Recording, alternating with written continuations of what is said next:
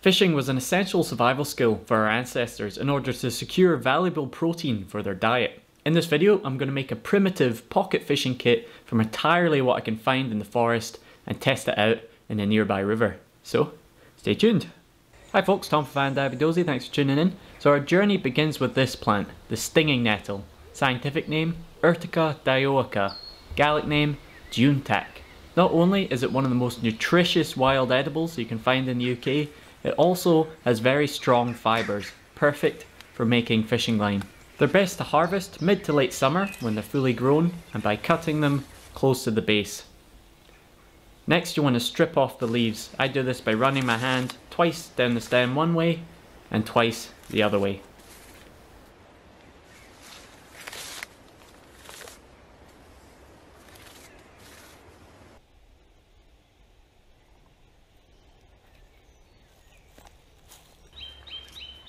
Next step is to gently pound them with the butt of your knife or a stick.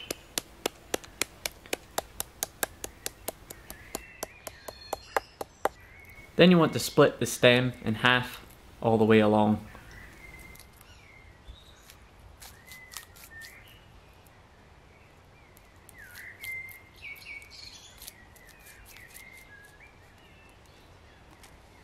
Next step is to try separate the fibres from the stem.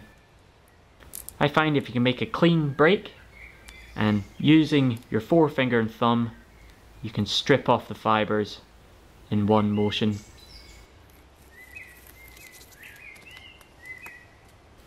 You can then use these fibres as they are for quick cordage, but it's best to dry them for more long-lasting cordage.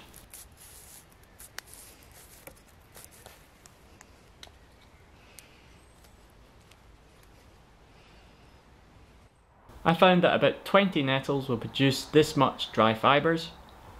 This bundle has been drying for about 3 days, that's why it's a bit green, and this one for about a week. And as it's dried, I've just been rubbing it in my hands, trying to break up the fibres, trying to separate any bits of stem that's still there.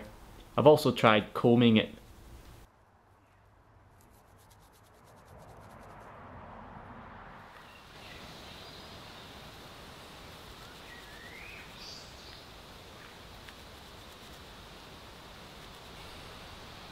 Once you're happy with your fibres, grab a bundle about half the thickness of your desired cord.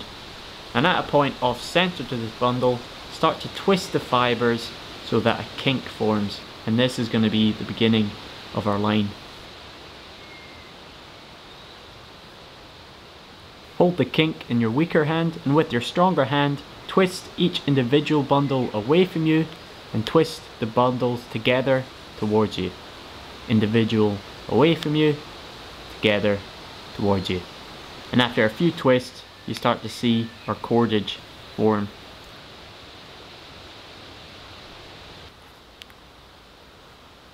You want to try to keep those bundles equally sized, and when you start to run out of fibres, simply add some more nettle fibres into the bundle and continue twisting. Now this takes a long time, so you just got to relax and enjoy the process. I worked on it a little bit every day. Now I'm making a main thicker line that'll be on the hand reel, but I'm also making some thinner leaders.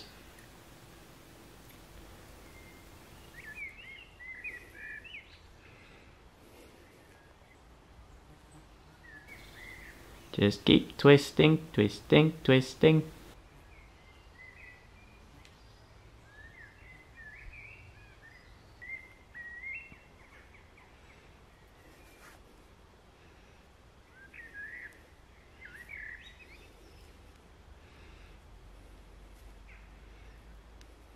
If you find one bundle is getting thicker but you don't want to add any more fibres, then you can simply move a few fibres from one bundle to another so it's equalised and keep twisting.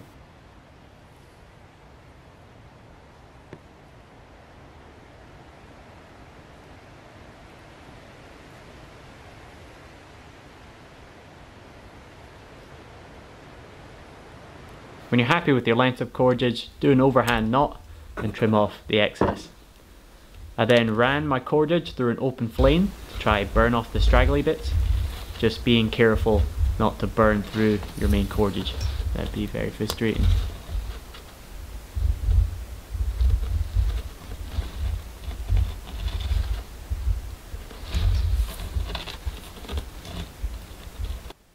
I then softened some beeswax and ran it up and down all of my main line and leaders to try waterproof it and make the line last longer.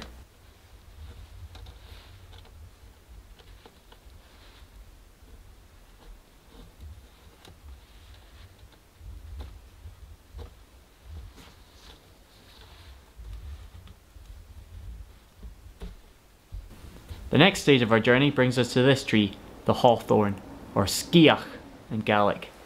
In the spring it has edible leaves, and in the autumn it has edible berries. And in Gaelic myth, this tree was believed to be the gateway between this world and the other world. And ever since the Stone Age, the thorns of the tree have been used to make fish hooks.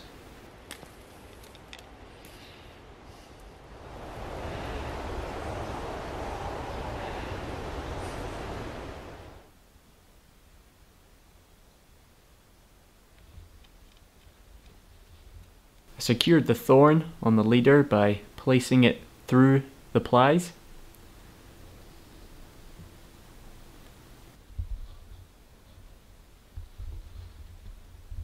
And then secured it in place by lashing it with some nettle fibre. And then finally covering the lashing with some pine pitch glue to hold it all in place. I then made a simple wooden card so I could wrap my leaders around, stopping them from getting tangled and hopefully stopping the thorns from breaking.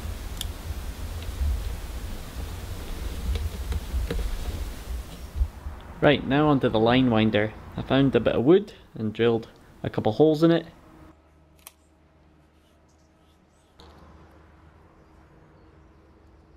Then split that bad boy in half.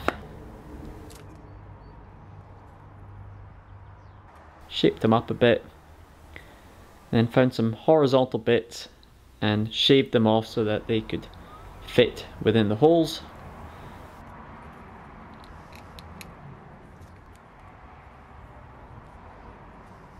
I then split the horizontals a little bit and drove in some small wooden wedges, hopefully making the horizontals expand and wedged in place. Trim off the excess and I've got myself a very simple line winder. Now for the floats or strike indicators, I'm going to use this dead piece of elder. And the great thing about elder is it's got a very foamy pith, so this should give us some good buoyancy. I made a small, simple sort of bubble float style one.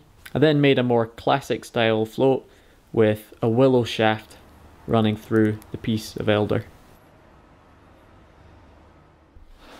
So finally, after hours of twisting nettle cordage, there is the finished primitive fishing kit.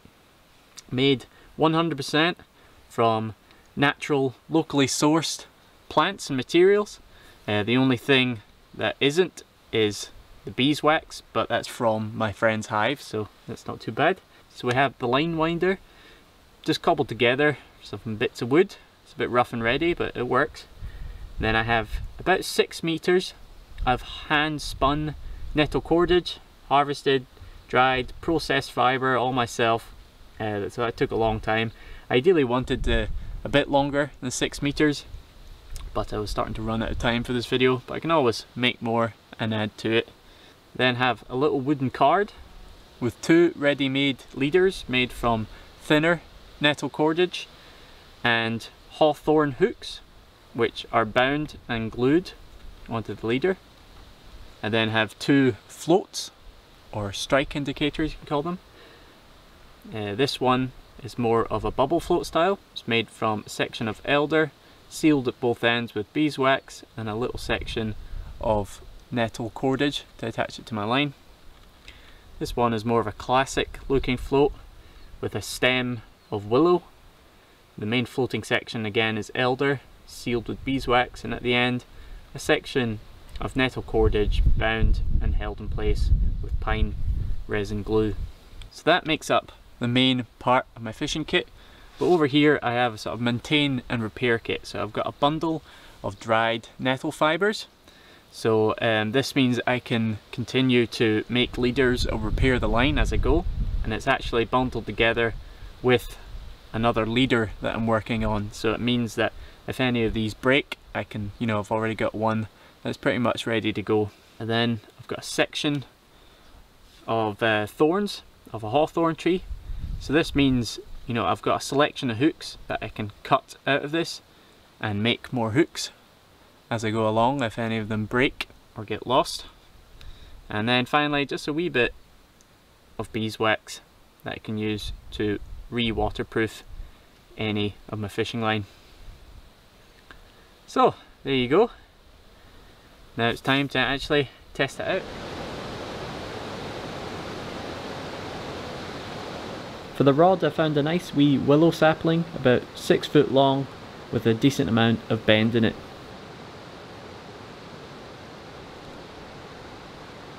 I then secured the line at the top of the rod with a clove hitch, and then down the rod I secured the line with a couple of half hitches before finally lashing it at the end. So with the idea that if the tip of the rod breaks, the line is still attached where my hand is, so I won't lose it.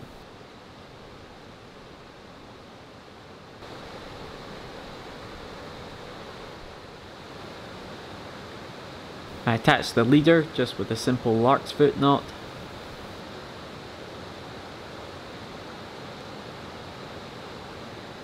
And same with the float. This means it's really secure and I can still easily adjust it along the line. I'm using some earthworms for bait, and I actually had to tie them on with a bit of nettle fibre.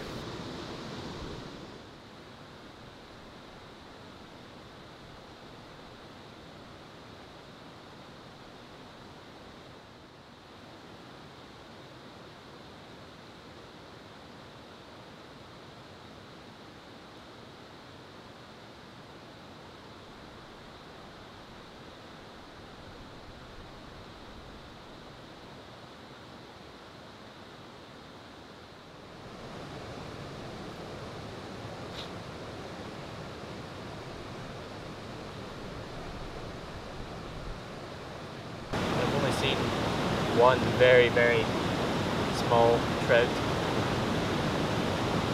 He'd be too small to even get the thorn in his mouth.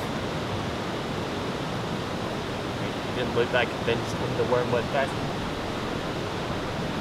I think in general the line and stuff is just too thick for going after these size of fish. So it doesn't seem like anything's biting today, which is fishing. I've also thought of some ways to optimise this kit, make it more suitable for this type of fishing. I think I'll make a longer main cordage, so it's a bit more multifunctional. It means I can use a longer rod and even experiment casting it. And I think I'll make longer and thinner leaders. These ones are fine for maybe bigger fish, but I think they're just too thick and too obvious for these brown trout, which is the most common fish you're going to find, you know, inland in the highlands. More often than not in the wee mountain streams and lochs, they're usually pretty small. So I think I'm going to go for a thinner, less obvious leader, and you know, potentially these hooks will be alright.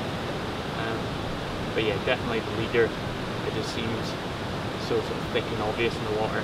But I'd be happy going after bigger fish with that. So it's been really fun making this. Lots learned, made me really appreciate cordage. It just takes so long if you want to make any decent length of it. So never waste cordage, folks. It's too valuable stuff. Pity I didn't catch anything, that would have been a nice end to the video, but I'll work on this a bit more and go fishing with it again in the future. Hopefully get more luck then. Thanks so much for watching, folks. I'm going to be releasing another video on fishing kits soon, but this time looking around the 17th century, so it fits in with my Highlander series. So stay tuned for that. And, thanks for watching.